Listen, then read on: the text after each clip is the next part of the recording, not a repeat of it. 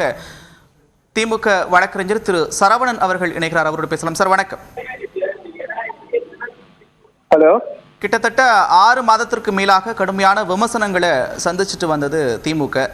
செந்தில் பாலாஜி அமைச்சரவையில் இருக்கிறார் அப்படின்றத வச்சு ஆளுநரும் கூட நீக்கினார், திரும்ப பெற்றார். இப்படி பல்வேறு விஷயங்கள் நடந்த பிறகு திடீர்னு இந்த முடிவுக்கு என்ன காரணம்? இல்ல விமர்சனங்கள்னு சொல்றீங்க.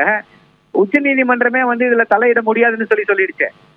அது அவரை ஒரு அமைச்சராக தொடர்வதில் எந்த விதமான சட்ட சிக்கலும் கிடையாது என்று உயர் நீதிமன்றம் சொல்லிவிட்டது. அதை உச்ச நீதிமன்றமும் ஆமோதித்திருக்கிறது. இப்போ இந்த கைதே என்னன்னா ஒரு அரசியல் பழிவாங்கும் நடவடிக்கை. அவரை திமுக அமைச்சராக இருக்கிறார் என்ற ஒரே காரணத்திற்காக கைது செய்யப்படுகிறார். அந்த அடிப்படையில தான் அவர் அமைச்சராக தொடர்ந்தார். அதிமுகல எத்தனையோ ஊழல் பெருச்சாளிகள் இருக்காங்க, முன்னாள் அமைச்சர்கள்.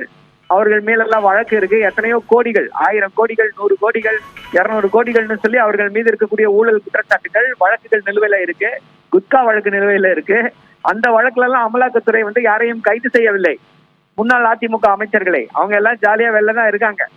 ஆனா இவரை டார்கெட் பண்ணி ஒரு 10 வருடங்களுக்கு முன்னால் நடந்த வழக்குல டார்கெட் பண்ணி ஒரு உப்பு சப்பில்லாத ஒரு குற்றச்சாட்டை வைத்துக் கொண்டு அதை செய்தார் இதை செய்தார்னு பூதாகரமாக வைத்து அவரை கைது செய்து சிறையில் அடைத்திருக்கிறார்கள்.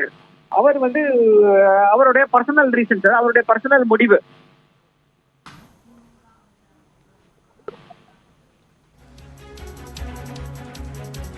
நிச்சயமாக நன்றி திரு சரவணன், இணைப்பில் வந்த கருத்துக்களை பகிர்ந்து கொண்டமைக்காக.